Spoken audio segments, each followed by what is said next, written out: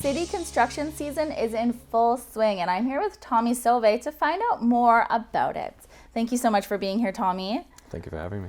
And so city construction is something that is unavoidable. We see it all the time, but what do you really want people to know about it? Simply to respect the construction signs and follow what the directions say. Construction safety is important for our workers, right? It is, and I think that a lot of people, they don't understand how important it is when you see a road closure or you see a sign that says stay out. Why is that important? Because you mentioned the workers, but it's so important that traffic isn't going through. So one of the concerns we have in a smaller municipality or municipalities in general is that when you're in a residential area, the streets are smaller. So in most cases, we don't have enough room to do the job, so we have to close the road to keep our workers safe. And if you have traffic in there, there's just not enough room to put the two together. So unfortunately, we have to close the road, and it does cause some pain, but now, summer is always, it's known as construction season. And in Cornwall, we've seen a lot of construction going on downtown and in other places, but that's not actually city construction, is it? No, there's a few projects in the cities that are contracted out. One is, it's not a contract, the CN overpass on Brookdale, that's actually CN's job.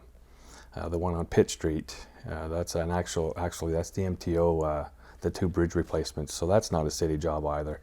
And a lot of people think it's a city job and reach out to the city, and we're not stopping them to reach out to the city, we'll just direct them to where they need to be. And what you notice, I know that you also did, you did a little undercover sting with the Cornwall police, and you're noticing something else, right?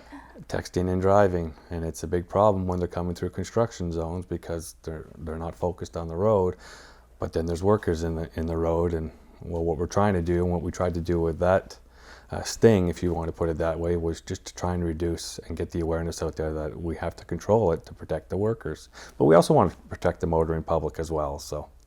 And yeah, and I know a lot of people, they always have questions. You're really good on Facebook at responding and getting back to them. But when people do have an issue on their street or anything, is it, when they reach out, is that a good thing? Or do you guys encourage that? Or what do you think that people should do if they do have a concern? So we always encourage them to reach out to us any way possible. Social media seems to be the big avenue. As you said, they tend to reach out to me, and I don't have a problem with that. I'll do the best I can to answer the questions, but in most cases I'll direct them to call either City Hall or Public Works Dispatch. And if I'm not available to get on social media, that is always the best avenue, is to give somebody a call, and there's going to be someone there 24/7 to answer your question. But again, I'll do the best I can to answer it. So. Awesome. Well, we'll get that city number up for people if they do have any concerns about city construction. But thank you so much for being here, Tommy, and for enlightening us a little. Thank you for having me. Great.